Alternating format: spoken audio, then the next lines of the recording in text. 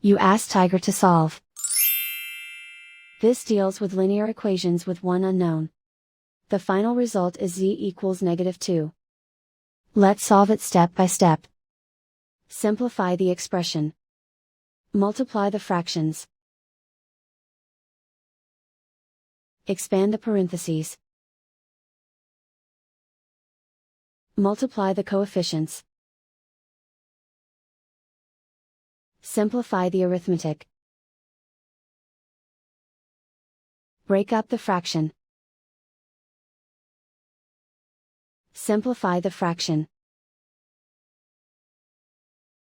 Find the greatest common factor of the numerator and denominator. Factor out and cancel the greatest common factor.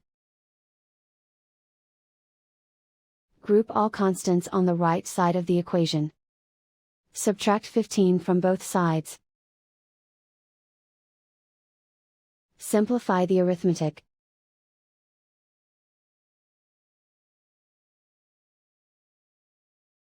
Isolate the z. Divide both sides by 25. Simplify the fraction.